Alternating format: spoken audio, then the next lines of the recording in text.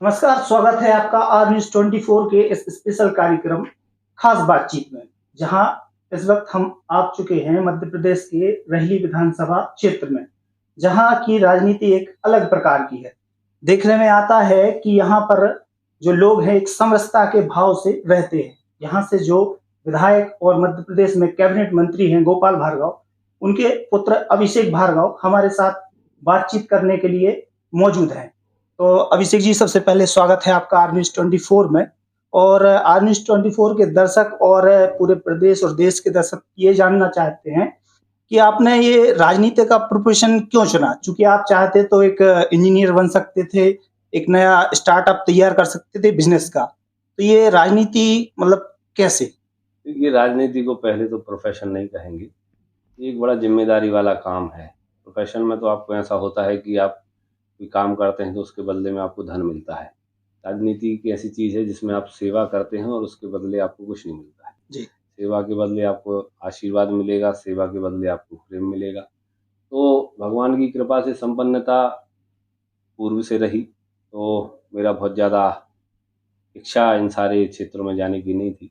हाँ, ये ज़रूर सोचा था कि सेना का जॉब या सेना में ज़रूर जाऊँगा, लेकिन जी। किस्मत को कुछ और ही मंज़ूर था। और चूँकि बचपन से पिताजी को देख-देख कर हम सभी लोग बड़े हुए हैं, तो उनका जो कार्य रहता था वह मुझे ज़रूर अपनी ओर खींचता था, प्रेरित करता था। जी। जब हम लोग स्कूल से छुट्टियों में घर आते थे, मैं देखता था कि पिताजी घर पे बैठे हैं और बहुत सारे लोग उनके सामने बैठे हैं, अपनी-अपनी समस्याएँ सुना रहे हैं। किसी की चिट्ठी लिख रहे हैं पिताजी, किसी के लिए फ़ोन लगा रहे हैं। ये सारी चीज़ें हम लोग देखते थे, तो वह सारी चीज़ें मुझे बड़ी अच्छी लगती थी। फिर धीरे-धीरे हमने उनके सामाजिक दायित्व जो संभालना लोगों के स्टार्ट। पास जाना-आना, जी, जी। शादी-ब्याह में, किसी के यहाँ गमी में आना-जाना, यह करना प्रारंभ किया और फिर धीरे-धीरे इन चीज़ों में आगे बढ़ते रहे। और फिर हमने इस चीज़ की गंभीरता को समझा कि राजनीति वास्तव में चीज़ होती क्या है। तो राजनीति को राजनीति ना करके मैं इसको समाज सेवा का एक बहुत अच्छा माध्यम मानता हूँ जी। राजनीति को। क्योंकि क्या होता है कि आपके मन में किसी की मदद करने का जो जज़्बा होता है, कई-कई बार ताकत ना होने के कारण, पावर ना होने के कारण आप बियॉन्ड द लिमिट जाकर लोगों की मदद नहीं कर पाते। जी। राजनीति एक ऐसा प्लेटफ़ॉर्म आपको देती है, जिसमें आप बियॉन्ड द लिमिट सीमाओं से परे जाकर लोगों की आप मदद कर पाओ। ये सारी चीज़ें मुझे अच्छी लगीं, इस कारण से मैंने राजनीति में आने का अपना एक संकल्प लिया। और साथ ही साथ राजनीति मुझे इसलिए सबसे ज़्यादा अच्छी लगती है क्योंकि मैं इसमें लोगों की बेहतर तरीके से मदद कर पाता हूँ। अच्छा, एक और बात है कि राजनीति में चूँकि पद की लालसा सभी लोग रखते हैं। तो आप चूँकि इतना बड़ा वर्चस्व है आपका, चाहते तो पार्टी में या किसी लाभ के पद पर हो सकते थे, लेकिन इसके विपरीत आपने बिना कोई पद लिए लगातार सेवा करते जा रहे हैं, लोगों के बीच रहते हैं, जाते हैं, उनके दुःख-दर्द समेटते हैं। इसके पीछे का क्या राज है? देखिए, सोच की बात होती है। जब जी। मैं उम्र मेरी कम थी, अनुभव मेरा कम था, ज्ञान कम था, उस समय मुझे ये सारी चीज़ें आकर्षित करती थीं कि पद होना चाहिए, आपके आगे भी कुछ लगा होना चाहिए, आपके पास भी कोई ऐसा डेज़िग्नेशन होना चाहिए जिससे लोग आपको पहचानें।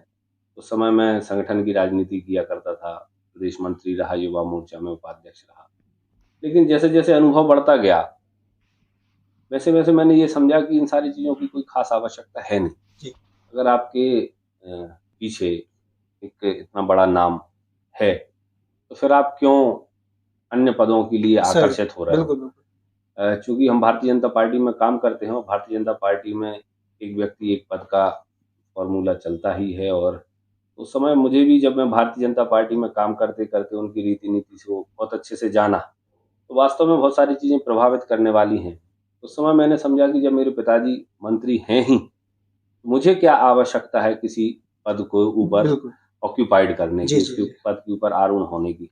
तब मैंने यह निश्चय किया कि मैं बिना किसी पद के, बिना किसी ऐसी प्रोफ़ाइल के, जो सामान्य राजनीतिक कार्य हैं, सामाजिक कार्य हैं, जी। उनका निर्वहन करूँगा।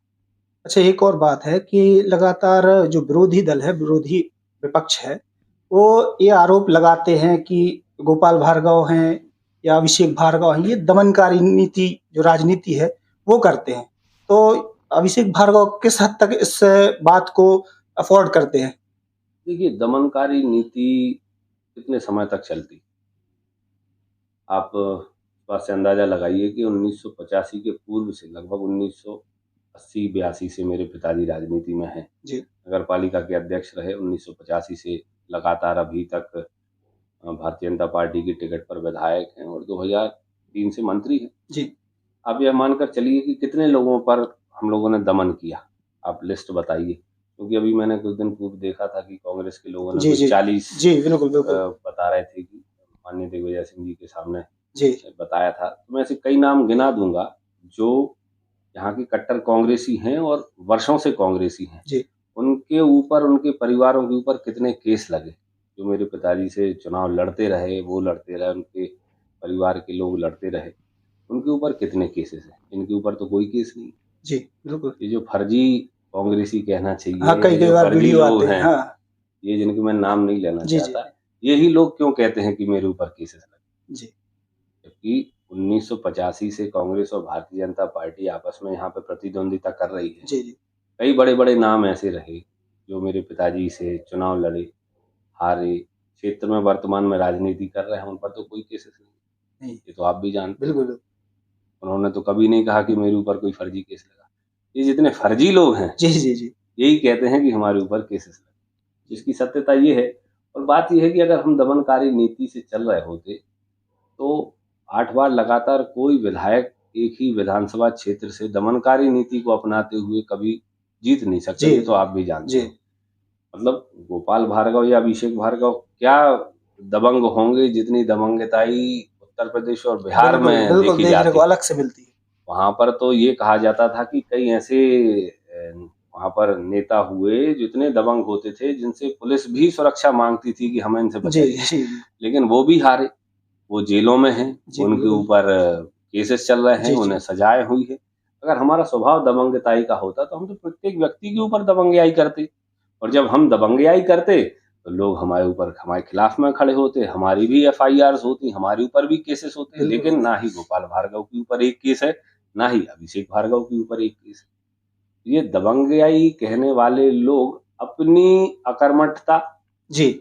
और अपने निकम्मेपन को छुपाने के लिए जो आरोप मढ़ते हैं। हाँ, एक जो आड़ लेते हैं, वो यही लेते हैं। जी। अच्छा, जिस तरीके से 2022 में जो नगरीय निकाय चुनाव हुए हैं, उसमें जो अभिषेक भार्गव ने एक बेहतर प्रदर्शन पार्टी के लिए दिया है। तो क्या कयास ये लगाए जा रहे हैं कि 2023 में होने वाले विधानसभा चुनाव में अभिषेक भार्गव बतौर भारतीय जनता पार्टी के कैंडिडेट होंगे? देखिए, ये भारतीय जनता पार्टी जो हमारी पार्टी है, ये वो तय करेगी कि अभिषेक भार्गव की उपयोगिता कहाँ है। विधानसभा में, लोकसभा में, पंचायत में, जनपद में, जिले में, नगर पालिकाओं में, ये पार्टी तय करती है। ये मैं तय नहीं कर सकता भारतीय जी। जनता पार्टी में होकर। जी, जी। हाँ, ये ज़रूर है कि हम अपनी तरफ से अपनी बात पार्टी के प्लेटफ़ॉर्म पे रखते हैं। लेकिन ये ज़रूरी नहीं है कि आप जो दावा पार्टी के सामने करो या अपनी बात पार्टी के सामने रखो, पार्टी उस चीज़ को एक्सेप्ट करे। पार्टी अपनी दृष्टि से सोचती है, अपने अनुभव से सोचती है, और चूँकि उनकी दृष्टि, उनका अनुभव बड़ा व्यापक होता है, उस हिसाब से उनका जो निर्णय होता है वह हम सभी लोगों को सर्वमान्य होता है, उसको मानते हैं हम लोग।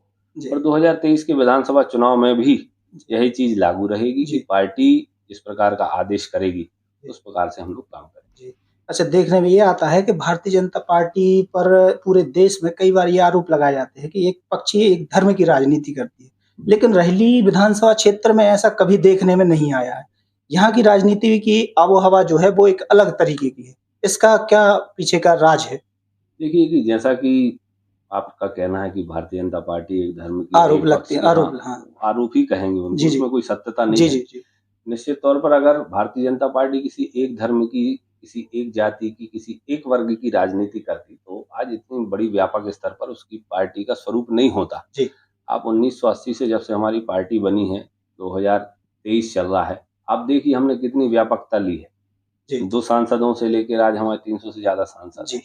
किसी एक जाति, किसी एक वर्ग की, किसी एक धर्म की, किसी एक संप्रदाय की राजनीति अगर हम लोग करते, जी। तो क्या ऐसी व्यापकता मिलना पार्टी को संभव था? बिल्कुल। आप देखिए कि क्षेत्रीय दल हैं, जातिगत दल हैं, धार्मिक दल हैं, जो धर्म के आधार पर, जाति के आधार पर, क्षेत्र के आधार पर देश में राजनीति करते हैं। उनका स्तर देखिए आप। वह 20 वर्षों से राजनीति कर रहे हैं, लेकिन वह उस स्तर से ऊपर नहीं उठ पाए, जबकि और नीचे तक रसातल में चले गए। बिल्कुल चलेगा। अगर भारतीय जनता पार्टी भी अगर अपन उसी दृष्टिकोण से उसी पैमाने पर तोलें तो भारतीय जनता पार्टी तो बहुत आगे निकल गई। इसका मतलब ये है कि ये जो सारे आरोप भारतीय जनता पार्टी पर लगते हैं ये निराधार है। भारतीय जनता पार्टी ना किसी क्षेत्रीयता में बंधी है, ना किसी धर्म, ना किसी जाति, ना किसी सांप्रदायिक स्तर पर भारतीय जनता पार्टी को नहीं तोला जा सकता। भारतीय जनता पार्टी एक राष्ट्रीय पार्टी है और राष्ट्र में रहने वाले प्रत्येक व्यक्ति के प्रति उसकी जवाबदारी है और प्रत्येक व्यक्ति के कल्याण के साथ जब हमारी पार्टी का ध्येय वाक्य है सबका साथ, सबका विकास, सबका विश्वास, तो सबका मतलब सबका, कश्मीर से लेकर कन्याकुमारी तक, पंजाब से लेकर असम तक, हम किसी भी व्यक्ति को न प्रांत के आधार पर, न जाति के आधार पर, न धर्म के आधार पर, न संप्रदाय के आधार पर किसी भी व्यक्ति से कोई भेदभाव मेरी पार्टी करती नहीं। और उसी आधार पर रहली विधानसभा क्षेत्र में हम लोग भी प्रत्येक व्यक्ति को व्यक्ति मानकर, क्योंकि वह जनता है और हर क्षेत्र से भैया गोपाल भार्गव को बहुत प्रेम मिलता है, बहुत आशीर्वाद मिलता है। शायद ही कोई ऐसा गांव हो, शायद ही कोई ऐसा शहर का वार्ड हो, शायद ही कोई ऐसी पोलिंग हो यहाँ से हमें बहुतायत में प्यार ना मिले। आप हमारे पुराने रिजल्ट उठाकर देख लीजिए, हम जहाँ पर जीते हैं वहाँ पर हमें 90% तक वोटें मिलती हैं और जहाँ हम कभी हारते भी हैं वहाँ पर हम कहीं पर 10 वोट से, कहीं 20 वोट से या 30 वोट से पीछे होते हैं पोलिंगों पर। इसका मतलब ये है कि उस पोलिंग पर रहने वाला प्रत्येक व्यक्ति भैया गोपाल भार्गव को चाहता है, उन्हें पसंद करता है, उनके काम की तारीफ करते हुए उनका सहयोग करता है। यही कारण है कि हम यहाँ पर किसी प्रकार का भेदभाव नहीं करते। यह भैया गोपाल भार्गव के स्वभाव में है, ना किसी से जातिगत भेदभाव, ना किसी से धार्मिक भेदभाव, ना किसी से क्षेत्रीय भेदभाव। और यही जो उनका स्वभाव है, यही जो उनकी योग्यताएं हैं, यही जो उनके गुण हैं, इनको देखकर लोगों के मन में जो विश्वास पैदा हुआ है, उसी कारण से भैया गोपाल भार्गव 8 बार से लगातार एक ही क्षेत्र से विजयी रहे। अच्छा, ये चूंकि अभिषेक भार्गव बहुत बड़ा नाम है और युवाओं के बीच एक प्रेरणा स्रोत है, तो युवाओं के लिए एक विशेष संदेश अगर आप दें तो क्या होगा वो? देखिए, युवा वर्ग के लिए जो मैं एक विशेष रूप से अगर कुछ कहना चाहता हूँ तो यह है कि सबसे पहले तो आपको अपना लक्ष्य निर्धारित करना चाहिए। इस समय का जो युवा है उसे पूरी जवानी भर ये पता नहीं होता कि उसे करना क्या है, उसका कोई ध्येय नहीं है, उसका कोई लक्ष्य नहीं है। और हम सभी अधिकांश युवा भीड़ चाल का शिकार होते हैं, एक के पीछे। हाँ, जिस प्रकार का ट्रेंड चलता है हम उसी प्रकार से चल जाते हैं। और सबसे बड़ी बात, आजकल के युवाओं में लड़ने का जज्बा कम है, परिस्थितियों से जूझने का जज्बा कम है। हम हर चीज के लिए एक बहाना ढूंढते हैं। अगर कोई चीज हमें हासिल नहीं हो पाई तो हम अपनी क्षमताओं पर ध्यान नहीं देते, हम उसके पीछे का बहाना ढूंढते, अरे हमारे लिए लाइट नहीं मिली, अरे हमारी पारिवारिक स्थिति अच्छी नहीं थी, हमारे लिए ये नहीं हुआ, नहीं तो हम ऐसा कर पाते। इस देश में, इस धरती पर, इस संसार में इतने सारे उदाहरण महामानवों के, महापुरुषों के ऐसे हैं जिन्होंने अत्यंत अभाव में अपना जीवन जिया, लेकिन उन अभावों की उन्होंने कभी बहाने नहीं बनाए कि हमें ये प्राप्त हो जाता तो हम ये करते। कई ऐसे हैं जो बिना लाइट के, स्ट्रीट लाइट की रोशनी में लोग पढ़ते थे और बहुत बड़े बड़े वैज्ञानिक बनकर दुनिया के सामने आए, बड़े बड़े पदों पर लोग हैं। तो इन सारी चीज़ों के लिए मैं युवाओं से कहना चाहता हूँ कि बहाने के स्थान पर, बहाने बनाने के स्थान पर अपनी क्षमताओं को पहचानो। ऐसा कोई कारण नहीं है कि आप सफल ना हो पाओ, ऐसी कोई चुनौती नहीं है जिसका आप सामना ना कर पाओ, ऐसी कोई परिस्थिति नहीं है जिससे आप निकल ना सको। बस आपके अंदर एक संकल्प की शक्ति होनी चाहिए। आप सोचते हो कि संकल्प की शक्ति क्या होती है? संकल्प की शक्ति ऐसी चीज होती है कि आपने कई बार अपने अंदर महसूस किया होगा, कई बार हमें ऐसा लगता है कि हमें ये करना है, हमें ये चीज खानी है, हमें ये चीज पीनी है, हमें इससे बात करनी है, हमें वहां जाना है। जब इस प्रकार की संकल्प की शक्ति आपके अंदर आती है तो आपको फिर और कुछ नहीं सोचता, हर चीज छोड़कर आप वो चीज खाने और पीने के लिए आतुर हो जाते हो, कहीं जाने के लिए आतुर हो जाते हो। ये छोटा सा जो उदाहरण मैंने इसलिए दिया क्योंकि ये जो संकल्प की शक्ति का शब्द का नाम मैं जो ले रहा हूँ, जब इन छोटी चीजों के लिए आपके अंदर इतनी आतुरता पैदा कर देती है कि आप सारी चीजें छोड़कर उसको प्राप्त करने के लिए लग जाते हो, तब इस संकल्प की शक्ति को आप इतना बढ़ाओ कि आप किसी लक्ष्य को हासिल करना चाहो तो फिर ना आपका मन ना आपका तन उस चीज को रोक पाए। तो मैं सभी युवाओं से ये कहना चाहता हूँ कि जीवन में सबसे पहले एक लक्ष्य बनाइए, एक ध्येय बनाइए उस लक्ष्य को हासिल करने के लिए प्राण प्राण से जुटिए। जी आपका शरीर भी आपका साथ देगा, जी आपका मन भी आपका साथ देगा जी और हर सारी चुनौतियों को आप पार करते हुए अपने लक्ष्य को हासिल करोगे। जी इस बात की गारंटी मैं आपको देता हूँ। जी बहुत बहुत धन्यवाद आपका कार्यक्रम में। और चूंकि हम बता रहे हैं कि रहली विधानसभा क्षेत्र भारतीय राजनीति और प्रदेश की राजनीति में एक अलग ही इतिहास अपना गढ़ता जा रहा है। कार्यक्रम में आगे ऐसे ही खास बातचीत में हम एक अलग और अपनी अलग प्रतिभा के धनी शख्स से मिलवाएंगे। तब तक के लिए